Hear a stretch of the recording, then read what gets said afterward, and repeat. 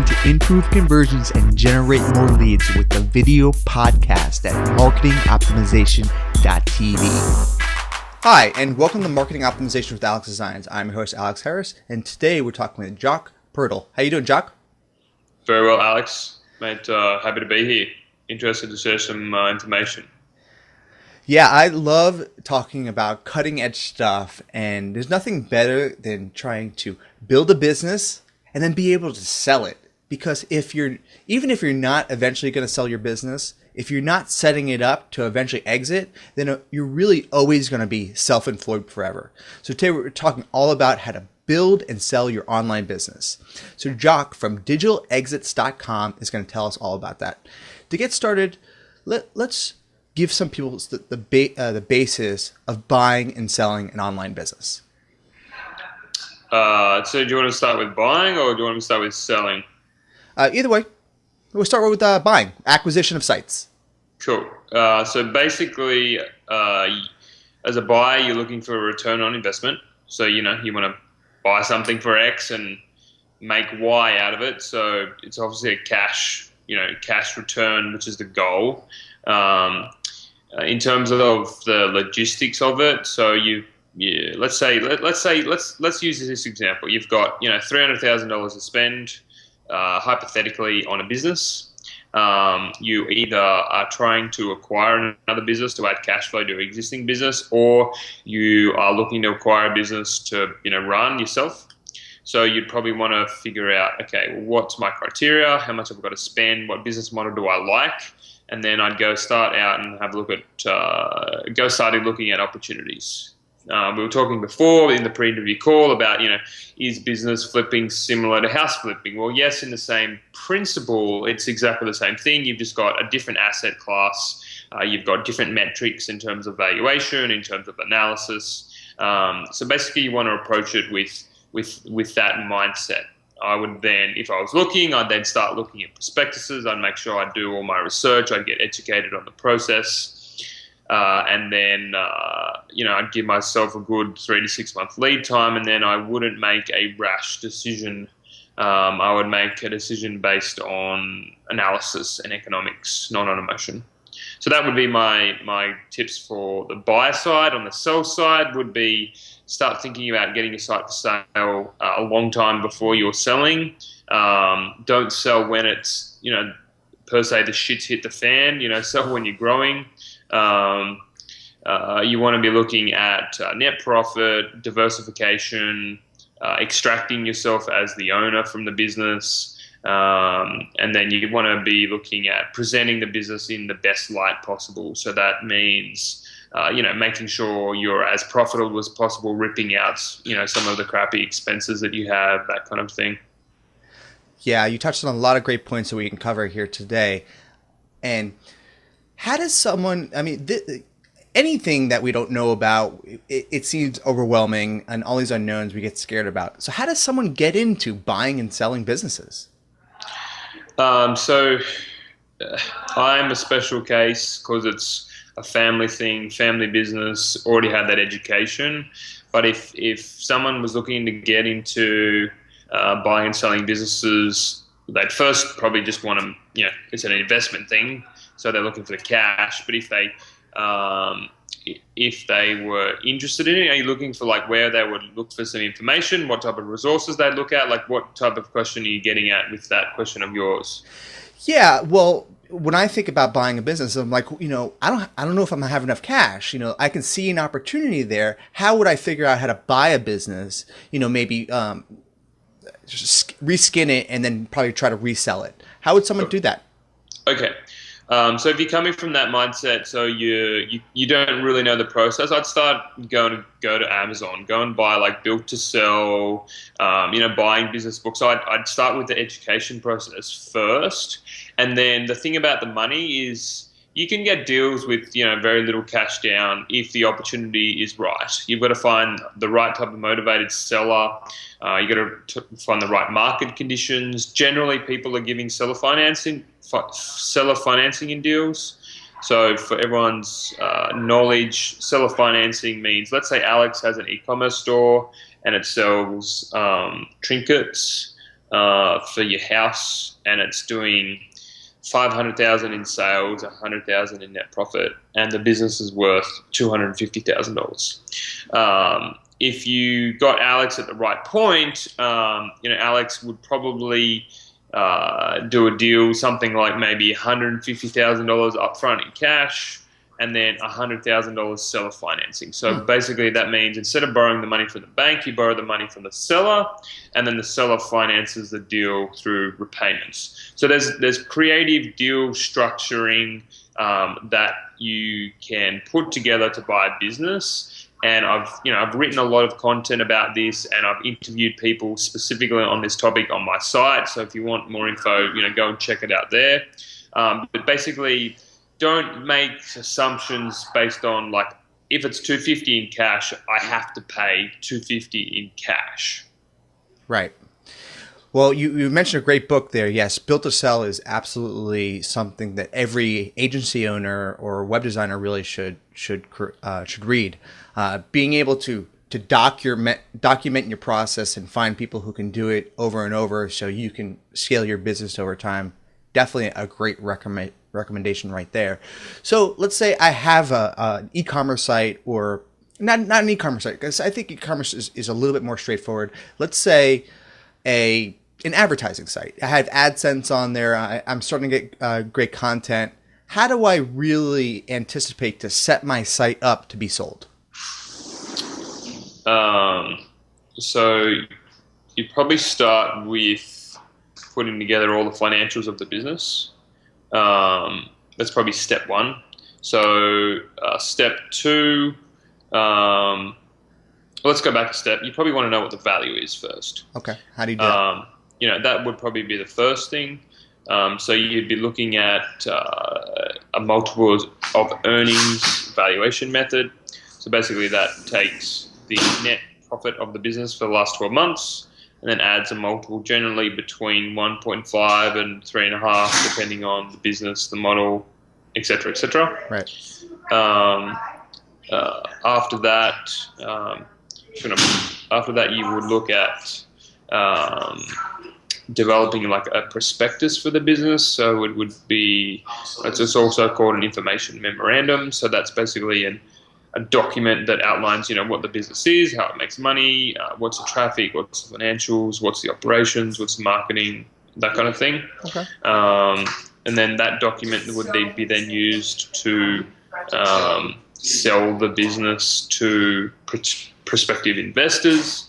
If someone's interested, they make an offer. You sort of go a bit of back and forth about the offer. If you came to a conclusion, they'd make what's called a letter of intent that says, I have the intent of buying your business for $250,000. And then that $250,000 would be, they'd have some of terms, and then they'd ask for an exclusive period to do their due diligence, which would mean that they get exclusive access, so you can't solicit any other offers, so they can check out the business, make sure all the claims you've made is correct. If they're happy through that due diligence stage and everything's checked out, they'll then make a final offer, and then you basically sign the contract, use an escrow service to transfer the money and the assets. Then once the buyer's got the business and the seller's got the cash, there's then generally like a 60 to 90-day training period after the sale is closed, where the seller educates the buyer on how the business runs, pretty much. So that's the general process of if you're looking to sell your business. So what type of businesses are sold easier, or I guess for more profit? Is it mostly e-commerce, or is it membership sites? What type of businesses have you seen have been pretty profitable? Yeah, the businesses that make the most amount of money have some type of recurring element and are software based. Look at things like Dropbox. All the bigger tech companies have some type of recurring element payment. WhatsApp has a recurring premium paid element. So recurring trumps everything. Right. That being said, on the smaller end of the market, there's a really big demand for small e-commerce stores, generally because naturally everyone understands commerce, everyone understands retail. They understand that if they have a site that sells chairs, then that's very understandable for the average person, whereas a software business, if you're not a programmer, can be quite hard. That being said, generally service-based businesses, I know a lot of your listeners, are providing a service, would generally trade at around 2 times net earnings. So just because of the more hands-on aspect and the challenge in the marketing on acquiring customers will generally push down the price for service-based businesses. The same with content sites, so advertising sites have a smaller multiple. Just because they're not really adding an extreme, a lot of value to the market. They're just essentially playing middleman, and there's a little bit more risk there. And in terms of other business models, generally mobile apps sell for probably like 1 times gross revenue. It's a little bit more risky model there. So that's probably the spectrum of all the business models. Very interesting. So in the case of e-commerce, if someone was to buy an online business for e-commerce, yeah, they're buying the website and their list, basically all the assets of it. But what about the inventory? If you were to buy someone's e-commerce site for chairs, you wouldn't be buying all their inventory too, would you? Or and then taking that and shipping it yourself, or do you have to have your own inventory first? How does that all work? Depending on if the site is dropship or not, you would generally purchase the inventory, and it will generally be the business as a valuation, and then inventory at cost is generally what you'd pay for the business. So let's say your chair business is worth $250, and then you've got let's say $30,000 worth of inventory at cost. So the purchase price would be $250 plus inventory at cost. Right. And just on a note, it's quite important to have inventory held up in a business, an e-commerce style business. That's probably more important than worrying about cash flow. I've got quite a few mates that have inventory-based e-commerce businesses, and actually having the stock is very, very important. Right. So if you were to create a brand new site from scratch and you anticipated selling it in 5 years, 10 years, 15 years or whatever, what type of business would you create? I wouldn't create, I'd buy. Right. I would find an opportunity generally in the software market that has a recurring basis. It's in like a market that I can see being around in 10 or 20 years' time. So right. I'm going to be looking for something that's not super technology based, where the technology could change dramatically. That would be something I would look at for a long-term play. For a short-term play, I would generally probably play in the e-commerce space. I would look for a underutilized business, someone that's probably not doing a lot of paid marketing, someone that's, unfortunately what I can see in a business is very case-to-case basis. But if I was generally looking, I'd look for something that had a lot of owner dependence, so you could drive down the price based on that arguing factor, and then I'd have a look at a business that had pretty poor marketing. And those would probably be the 2 main things that I would look at that in terms of operations. And then the third thing I would look at is a site that I could add conversion rate optimization to. That is the biggest win that you can get in a business, is conversion rate optimization and the email list are the 2 main things in my opinion. I like that. Well, if you need your site optimized, just continue listening to this podcast. Yeah. It will improve your valuation. That leads me to my next question. So how do you improve your valuation, or how people are seeing you in the marketplace for potential acquisition? Okay, it all comes down to profit. More profit, high valuation. Simple as that. Right. Now, to get more profit, you have to do 2 things. Increase sales, cut costs. You would rather focus on increasing sales because you can only cut costs to 0. So it's a metaphor that I've learned from a mentor of mine, is instead of focusing on stripping the costs out of the business, focus on getting more sales. Because there's an accounting thing. If you've got fixed costs of, let's say, $100,000 per year, let's say that's just your fixed costs, right? And let's say there's no variable costs in the business because it's going to make it a little bit confusing. Let's say you've got sales of $200,000 per year, then the profit is going to be $100,000. If you can increase the sales from 200 to 250 with the remaining fixed costs, your profit is increased by let me do the maths, and that's increased by 50%. So your profits gone from 100 to 150. So the goal should be to increase the top line revenue rather than the bottom, increase the top line revenue with fixed expenses. So this means better marketing, better conversion rate optimization, getting your customers to buy more, increasing your prices, increasing the repetition of what they buy, getting them to buy more things. So basic marketing. There's a really good book by Jay Abraham called Getting Everything You Can Out of All You've Got. Yep. And that book talks about the principles of his little 3 pillars, which is get them to buy more, increase your prices. Frequency of purchase. Yes. So yeah, there was those 3 pillar things. Google Jay Abraham 3 pillar marketing and you'll get a breakdown of that. But essentially, just do those things and you improve the value of the business. I interviewed a guy the other day who buys maybe like 30 businesses a year, and it's really simple. He goes in with that mindset. He goes in the mindset of improving the marketing, adding in operations where the business is sustainable with staff, and then he on-sells the business. So that's the model that he uses. Wow. You guys would probably have to go back and listen to this a couple of times because that was some really good insight right there. I mean, that's the key to any increased valuation: frequency of purchase, more sales, and raising your prices. That's how you win at any business in general. Some great information right there. Thank you, Jock. Let's tell people about your services and what you do at digitalexits.com.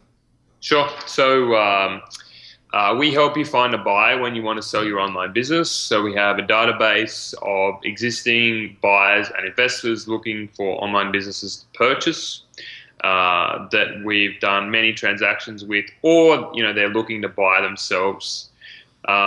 So that's the value that we bring. We also help you throughout the sales process, basically develop all the material required to present the business to a buyer and then manage the details. And then in terms of the buy side stuff, we help identify opportunities in the market. If you're looking to acquire, we do the due diligence on the business and make sure that everything checks out. And then we give you a final recommendation on the purchase of the business. And then help you with the transaction. So those are the 2 services that we provide. Awesome. One last question. So let's say I have an established business, I have good history, I'm making profits. What would be one final tip that you can give to anybody who can set their site up to be sold or their business? Get ready early, as in get ready to sell early, as in start 6 or 12 months out from the process. Right. Awesome. Let's close by telling people how they can find out more about you. Sure. You can check out digitalexits.com. We have a whole heap of information on the buying and selling process. We've got a podcast that we run weekly where we interview experts on buying, building, and selling online businesses. We've got a blog that we update regularly with great information on the buying and selling process. We've got a few reports that you can download on how to improve the value of your site. And obviously, we've also got about 20 FAQ videos that are an answer to the most frequently asked questions that people have in the buying and selling process. So you can check that out at digitalexits.com. Thanks for your time, Jock. Cheers, Alex. It was a pleasure. If anyone has any questions, get in contact with me through the site. Thank you. Cool, mate. Later.